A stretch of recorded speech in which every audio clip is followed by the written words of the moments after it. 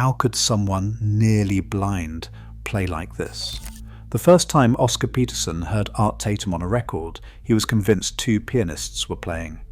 When he learned it was one man, a man who could barely see the keys, Peterson didn't touch the piano for weeks. Just how good was Art Tatum, really? The answer begins not in Harlem, but in Toledo, Ohio, 1909. He pressed his fingers to the family's battered upright piano, tracing every key, every edge, until his hands knew the territory better than his eyes ever could. Born nearly blind in 1909, he could only make out vague shapes and shifting colours. Sheet music was out of reach. What he had was sound, pure, raw, and immediate.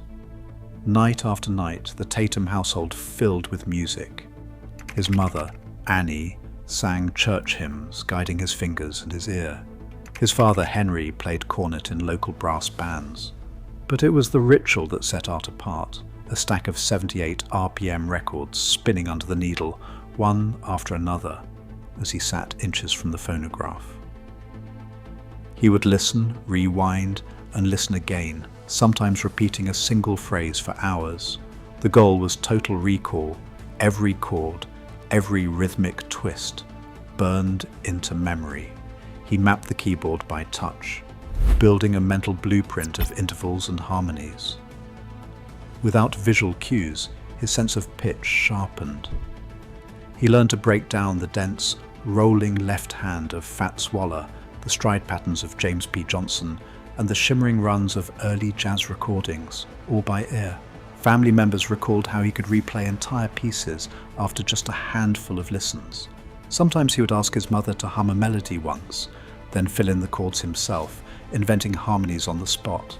As radio swept through Toledo, Tatum tuned in to distant broadcasts from Chicago and New York, absorbing live performances in real time.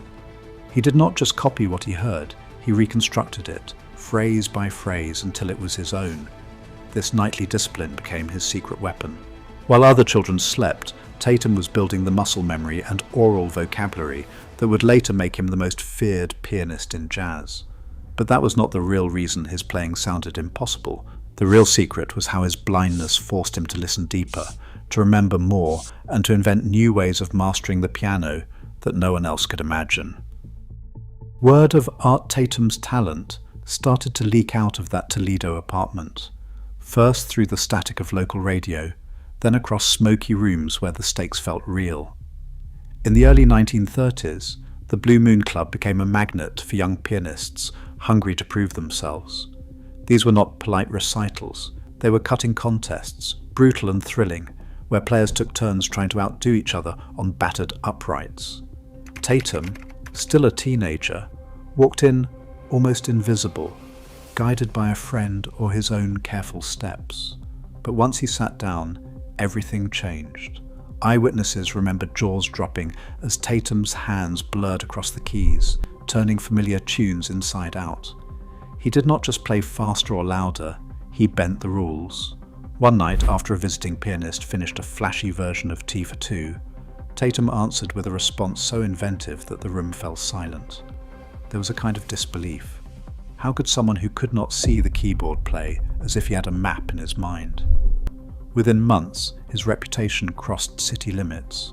Club owners from Chicago started calling, offering cash and train tickets for a chance to see the so-called blind wonder in action. The Blue Moon's regulars knew they were witnessing something rare. For Tatum, these contests were not just games. They were auditions for a bigger stage. Each victory meant more than applause. It was proof that his secret, late-night discipline could stand up to any challenger, anywhere.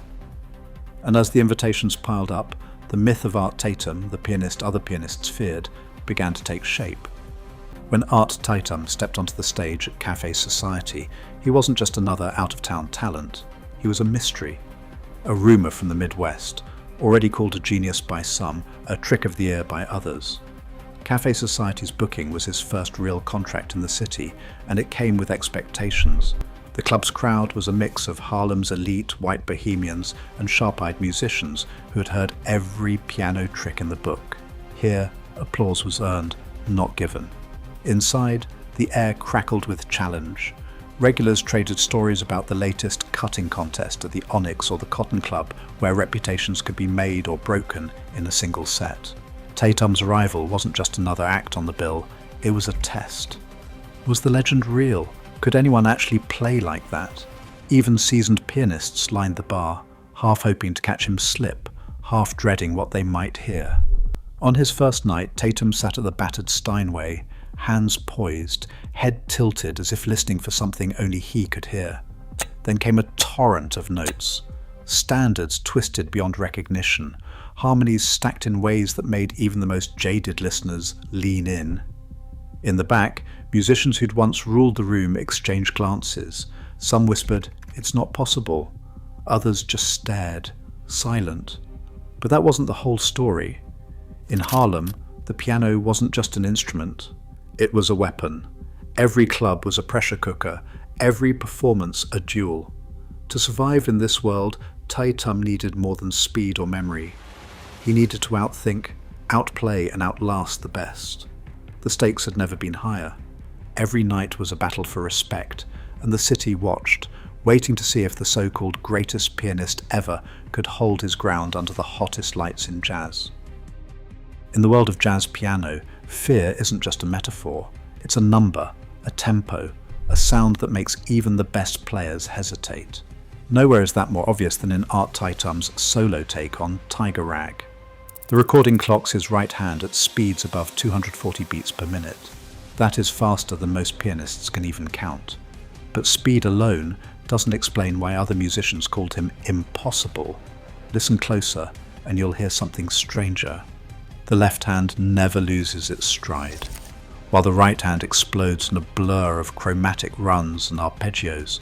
The left keeps walking, laying down bass lines and syncopated chords with the precision of a metronome. This wasn't just fast, it was two pianists in one body, stride and bebop fused together, each hand free yet perfectly locked in time. Pianists tried to break down how he did it. Some pointed to his fingerings, others to a wrist technique that let him glide over the keys with almost no wasted motion. But even when scholars mapped out the notes, the effect was still unsettling. Tatum didn't just play the changes, he rewrote them on the fly. His reharmonizations dropped in new chords every beat, twisting familiar standards into something unrecognizable. The rules of jazz harmony bent around his ear. Oscar Peterson, himself considered among the greatest jazz pianists, remembered the first time he heard Tatum's 1938 Yesterdays. In a 1974 interview, Peterson admitted, "I put my hands in my lap and just listened. I knew then I could never catch him." That feeling wasn't unique. At Minton's Playhouse, the story goes that a young challenger sat down for a cutting contest. Halfway through, with Tatum barely warming up, the challenger simply stood up and walked away, unable to find a single chord to answer back. That was the anatomy of the fear, not just speed but control, invention, and the sense that no matter how prepared you were, Art Tatum had already moved the goalposts. And in the back rooms of Harlem, every pianist knew it. By the mid-1940s, he was earning over $5,000 a night as a solo pianist for Norman Granz's jazz at the Philharmonic concerts, more than most full bands could command. Granz, a relentless advocate, pushed for contracts that gave Tatum a share of record royalties, an unheard-of deal for a black instrumentalist at the time.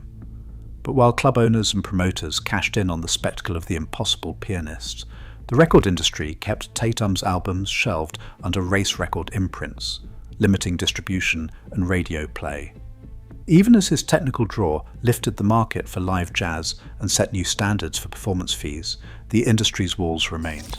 Segregated venues and label politics meant that Tatum's economic impact rippled out, but his mainstream profile lagged far behind. The paradox was a pianist who could command top dollar, change the economics of jazz, and still remain a legend mostly among insiders. And in that gap between commercial value and public recognition, the myth of Art Tatum only grew. Art Tatum's recordings once lived on fragile shellac and faded vinyl, tucked away in collectors' closets and jazz archives. But in the 1990s something changed. The genius of Art Tatum's CD series arrived, restoring lost sessions and long unheard solos with clarity that stunned even seasoned fans. Suddenly, every note, every impossible run was available at the push of a button. Today, Tatum's entire catalogue streams worldwide, racking up millions of plays on YouTube and Spotify, some tracks even trending among younger listeners searching for impossible piano playing or greatest jazz musicians. Top conservatories now require advanced students to transcribe Tatum solos note for note. His name appears on syllabi from Juilliard to Berkeley, his techniques dissected in classrooms and online tutorials.